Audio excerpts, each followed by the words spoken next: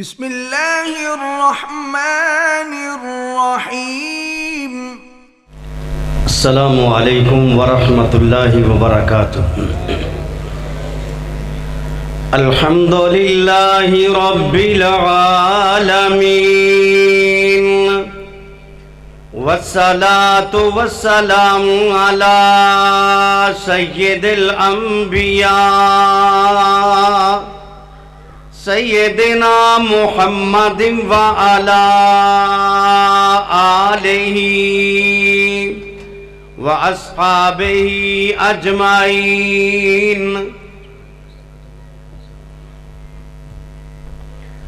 اللہم صلی علی محمد وعلی آل محمد کما صلیت علی ابراہیم وعلی آل ابراہیم انکا حمید مجید۔ اللہم بارک علی محمد وعلی آل محمد کما بارکت علی ابراہیم وعلی آل ابراہیم انکا حمید مجید۔ اما بعد فاعوذ باللہ السمیع العلیم من الشیطان الرجیم۔ بسم اللہ الرحمن الرحیم۔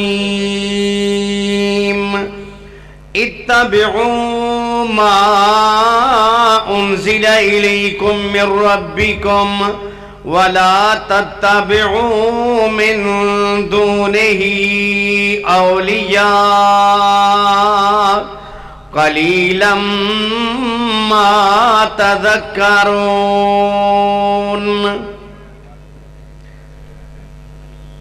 ہر قسم کی تعریف اللہ مالک العلام ذوالجلال والاکرام کی ذات گرامی کے لیے۔ درود و سلام ہو رسول معظم رسول مکرم صلی اللہ علیہ وآلہ وسلم کی مقدس مطہر پاکیزہ ذات گرامی کے لیے۔ آپ احباب کے چند منٹ چاہوں گا اللہ تبارک و تعالی کے فضل و کرم سے آپ احباب نے علماء کرام سے اہل حدیث کے عقیدے کے متعلق سنا۔ اہل حدیث توحید میں بھی اللہ کے فضل و کرم سے وہ عقیدہ رکھتے ہیں جو روئے زمین پہ سب سے بہترین عقیدہ ہے۔ اہل حدیث عقیدے کے اعتبار سے، عظمت کے اعتبار سے جس عقیدے کو اپنائے ہوئے ہیں، اللہ کے فضل و کرم سے وہ عقیدہ ہے جو صحابہ کا تھا، تابعین کا تھا، ائمہ دین کا تھا۔ عقیدے میں فقط اہل حدیث یہ عقیدہ رکھتا ہے کہ رحمان عرش پہ ہے، اپنے علم کے ساتھ احاط بکل شیء علما۔ اہل حدیث یہ عقیدہ رکھتا ہے کہ نبی علیہ السلام کے بعد کوئی نبی نہیں ہے، آپ آخری نبی ہیں، آپ کی ذات بھی آخری ہے، آپ کی بات بھی آخری ہے۔ یہ اہل حدیث کا عقیدہ ہے، اور اہل حدیث ہی ہر معاملے میں حجت جانتا ہے۔ دلیل کو اہل حدیث حجت مانتا ہے، پیغمبر کے قول کو اہل حدیث حجت مانتا ہے، پیغمبر کے فعل کو، عمل کو۔ یہ امتیاز ہے اس کے لیے، اس لیے کہ رب کائنات نے جس کو ہمارے لیے نمونہ بنایا وہ محمد الرسول اللہ صلی اللہ علیہ وسلم کی شخصیت ہے۔ رب نے قرآن کریم میں اعلان کیا، لَقَدْ كَانَ لَكُمْ فِي رَسُولِ اللَّهِ أُسْوَةٌ حَسَنَةٌ لِمَنْ كَانَ يَرْجُو اللَّهَ وَالْيَوْمَ الْآخِرَ وَذَكَرَ اللَّهَ كَثِيرًا۔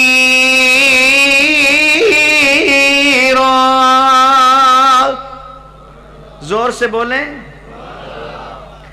مالک کائنات نے اعلان کیا تمہارے لیے ہم نے جس کو نمونہ بنایا ہے وہ جناب محمد الرسول اللہ صلی اللہ علیہ وسلم. آپ عمل کریں ہمارے لیے آئیڈیل ہے, آپ بات کریں تو اسے بھی ہمیں لینا ہے. اس لیے کہ رب نے اعلان کیا وَمَا آتَاكُمُ الرَّسُولُ فَخُذُوهُ, جو رسول دے دے اسے لے لیجئے, جسے رسول منع کر دے اسے رک جائیے. پتا چلا رب نے تو یہ وعدے کر دیا رسول جو بات کہتا ہے اس کو اپنا لیجئے, رسول جو عمل کرتا ہے اسے اپنا لیجئے. لیکن آج وہ دور آ گیا, وہ وقت آ گیا کہ اللہ کے رسول کے مقابلے میں ہم نے کبھی کسی کی بات کی, کبھی کسی کی بات کی, اور ساتھ ہی ہم یہ بھی کہتے ہیں ہمیں رسول اللہ سے پیار بڑا ہے, ہم محبت بھی کرتے ہیں, محبت کے دعوے دار بھی ہیں. لیکن یاد رکھنا جنہوں نے محبت رسول سے کی ہمارے لیے وہ کون سی جماعت ہے؟ وہ صحابہ کی جماعت ہے. صحابہ سے بڑھ کے کسی نے اللہ کے رسول سے پیار کیا؟ بولیے ذرا, ہے کوئی؟ کوئی نہیں ملتا. تو میں صحابہ سے پوچھتا ہوں, آپ کو صحابہ کے دروازے پہ لے جاتا ہوں اور وعدے کرتا ہوں کہ دنیا والوں صحابہ نے جس کو حجت مانا وہ شخصیت پرستی نہیں تھی, صحابہ نے جس کو حجت مانا وہ دلیل تھے, یا رب کا قرآن ہوتا تھا یا محمد الرسول اللہ صلی اللہ علیہ وسلم کا فرمان ہوتا تھا. اور نوٹ کرنا امیر عمر رضی اللہ تعالیٰ عنہ مقام بڑا, مرتبہ بڑا ہے. ان کے پاس ایک بندہ آتا ہے, میری بات کو ذرا توجہ سے سننا. بندہ آ کر کے کہنے لگا امیر المومنین بڑا مسئلہ میرے ساتھ بن گیا ہے. اور میں مسئلہ کیا بنا؟ کہتا امیر المومنین بڑا پریشان ہوں, میرے گھر کا مسئلہ ہے, میں اپنی بیوی سے غائب تھا. امام بہقی سنن کبریٰ کے اندر اس روایت کو لے کر کے آئے. روایت اس طرح سے ہے, حضرت عمر سے وہ بندہ کہتا ہے غبت عن زوجتی سنتین, میں 2 سال تک اپنی بیوی سے غائب تھا. جب واپس آیا میں نے اپنی بیوی کو دیکھا, اس کے پیٹ میں بچہ ہے. میں نے اسے کہا یہ بچہ کہاں سے آیا ہے؟ میں تو 2 سال سے غائب تھا. اس نے آگے سے کہا یہ بچہ آپ کا ہے, یہ بیٹا آپ کا ہے, یا جو بھی مولود پیدا ہوگا وہ آپ کا ہے. میں نے کہا یہ کیسے ہو سکتا ہے؟ علاقے کا رواج یہ ہے, آپ بھی جانتے ہیں 9 ماہ کے بعد بچہ پیدا ہوتا ہے, اور میں تو 2 سال تک غائب تھا. اب یہ بندہ حضرت عمر سے کہہ رہا ہے, میری بیوی آگے سے قسمیں اٹھاتی ہے, کہتی ہے میرے بطن میں جو بچہ ہے وہ تیرا ہی ہے. حضرت عمر نے سنا, فرمایا جائیے اسے لے کر کے آئیے, ابھی اسے رجم کرتے ہیں. یہ اٹھ کے جانے لگا, اپنی بیوی کو لے کر کے آئے تاکہ رجم کیا جائے. سامنے سے جناب معاذ رضی اللہ تعالیٰ عنہ کھڑے ہو جاتے ہیں. معاذ فرمانے لگے امیر المومنین رجم کرنے سے پہلے قرآن کریم کی ایک آیت پیش کیجئے, اگر قرآن اجازت دیتا ہے آپ اس کو رجم کر دیجئے, اور اگر قرآن میں نہیں ہے حدیث پیش کیجئے آپ اس کو رجم کیجئے, ورنہ آپ اس کو رجم نہیں کر سکتے. اور میں کیوں نہیں کر سکتا؟ اس لیے کہ عمر آپ امیر المومنین ضرور ہے, اور عمر کا مقام سب دنیا جانتی ہے. امی جی عائشہ نے فرمایا تھا قرآن اترتا ہمارے گھر میں ہے لیکن اترتا عمر کی رائے کے مطابق ہے. فرمایا دلیل پیش کیجئے.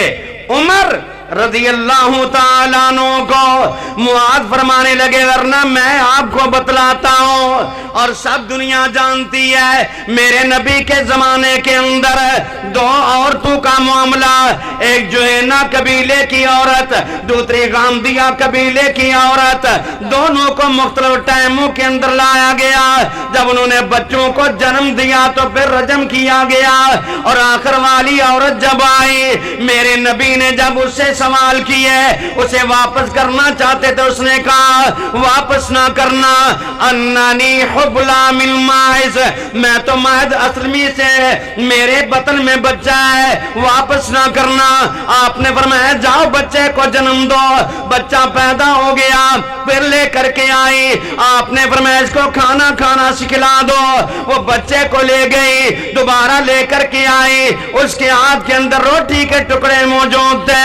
میرے نبی نے فرمایا صحابہ اس کو رجم کر دو جا کے، صحابہ گئے، آپ بھی گئے، جب رجم کرنے لگے پتھر مار رہے تھے، خون نکلا، خالد بن ولید کے کپڑوں پہ جا کر کے گرا، خالد غصے میں آ کر کے کیا کہتے ہیں بدکار عورت کا خون میرے اوپر، آپ نے فرمایا مہلن یا خالد، خالد رک جا، انہا تابت توبہ، اس عورت نے ایسی توبہ کی ہے مدینے کے لوگوں پہ تقسیم کیا جائے رب سب کے گناہوں کو معاف کر دے گا۔ اے امیر عمر، میرے نبی نے جب تک اس کے بطن میں حمل تھا، بچہ تھا، رجم نہیں کیا، آپ رجم نہیں کر سکتے۔ کائنات کے لوگوں عمر رک جاتے ہیں، فرمایا جائیے جب یہ بچے کو جنم دے اسے پھر لے کر کے آنا۔ اب وہ چلا گیا، کچھ دنوں کے بعد آ رہا ہے، لیکن آج آنے کی کیفیت الگ ہے۔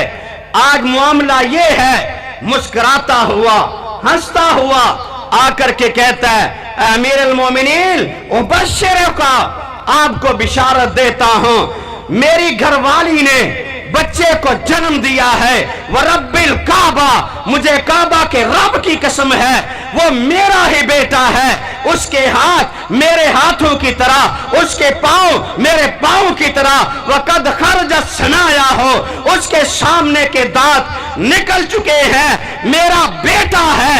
امیر عمر کھڑے ہو کر کے اعلان کرتے ہیں آج سن لیجئے امیر عمر جس کو حجت مانتے ہیں وہ کیا تھے، دلیل تھے۔ آپ نے فرمایا لولا المعاذ، اگر اس دن معاذ نہ ہوتا لہلک عمر، عمر برباد ہو جاتا۔ عمر نے کس کو دلیل مانا؟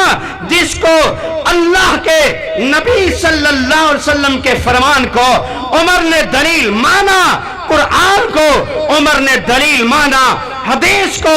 آج ہم یہی کہتے ہیں کائنات کے لوگوں آؤ اس کی طرف آؤ جس کی عظمت رب بیان کرتا ہے فلا وربک لا یؤمنون حتی یحکموک فیما شجر بینہم ثم لا یجدوا فی انفسہم حرجا مما قضیت ویسلموا تسلیما۔